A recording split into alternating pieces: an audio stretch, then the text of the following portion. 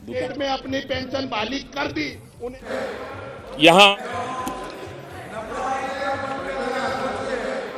यहाँ हमारे दादा अपनी आदत छोड़ नहीं पाते हैं, वो वहां से बैठे बैठे कमेंट कर रहे हैं परिवारवाद की। मैं जरा समझा देता हूं, आज माफ करना अध्यक्ष महोदय, मैं जरा समय ले रहा हूं। आज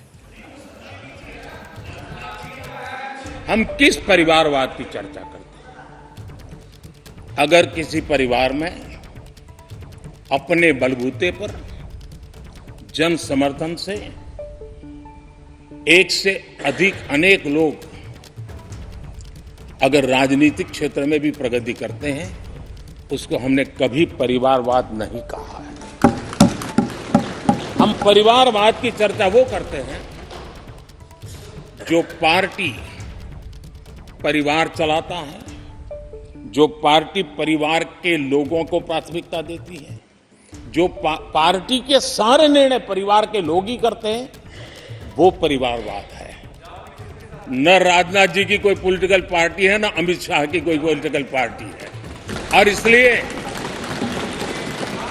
जहां एक परिवार को पार्टियां लिखी जाती हैं, वो लोकतंत्र में उचित नहीं है। लोकतंत्र में पार्टी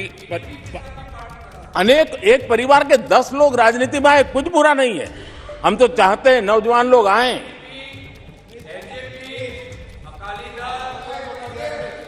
हम भी चाहते हैं ये इसकी चर्चा करिए। हमारे साथ, आपके साथ मेरा विषय नहीं है।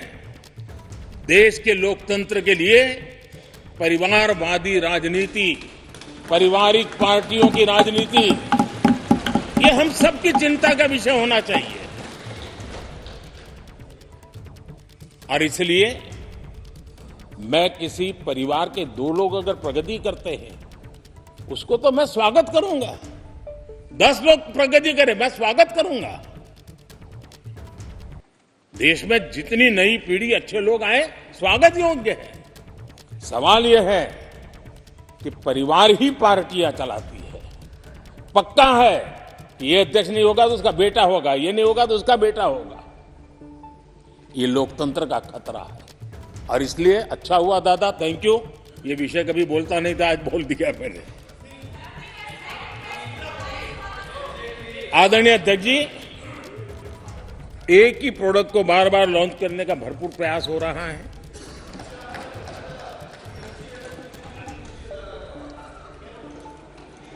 आदरणीय अध्यक्ष जी, कांग्रेस एक परिवार में उलझ गई है। देश के करोड़ों परिवार की आकांक्षाएं और उपलब्धियां वो देख पा ही नहीं रहे, देख सकते नहीं।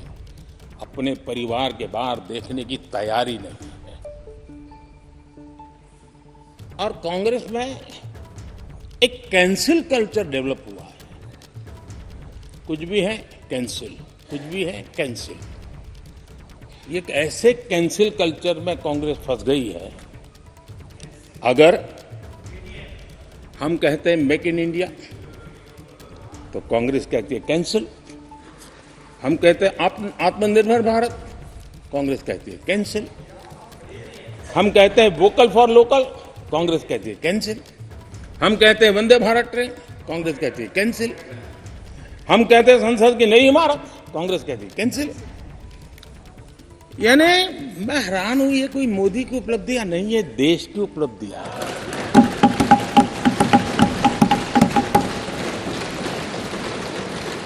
इतनी नफरत कब तक पाले रखोगे? और उसके कारण देश की सफलताएं, देश के अचीवमेंट, उसको भी कैंसिल करके आप बैठ गए हो।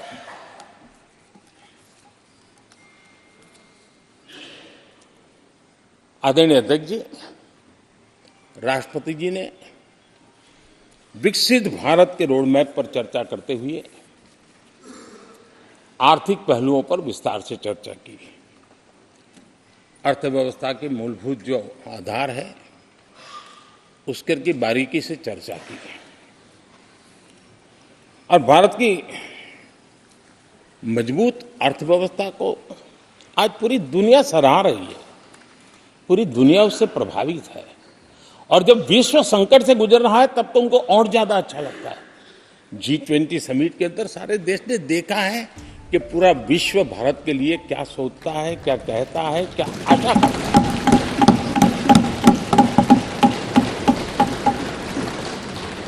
और इन सारे 10 साल के कार्यकाल के अनुभव के आधार पर आज की मजबूत अर्थव्यवस्था को देखते हुए जिस तेज गति से भारत विकास कर रहा है, उसकी बारीकियों को जानते हुए मैं विश्वास से कहता हूं, और इसीलिए मैंने कहा है कि हमारे तीसरे टर्म में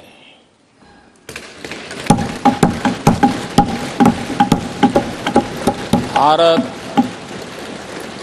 दुनिया की तीसरी बड़ी आर्थिक ताकत बनेगा।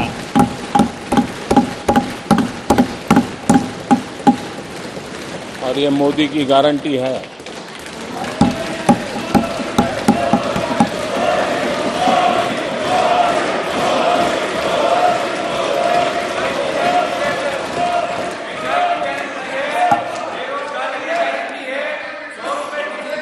माननीय अध्यक्ष जी, इनको पहले मौका नहीं दिया था क्या?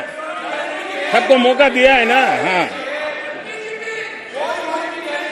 जैसे ही घड़ी का काटा दोपहर 2:30 पे आए, बबीता जी का दिल सास बहू साजिश के लिए मचल जाए। और ये है इनकी बहू, पूरे दिन ऑफिस की टेंशन हो जाए गॉन जब ये करें अपना फेवरेट शो फ्री टाइम पे ऑन। इनकी तरह आप भी देखिए अपना फेवरेट शो अपने टाइम पर और डाउनलोड कीजिए एबीपी लाइव ऐप अपने स्मार्ट टीवी पर।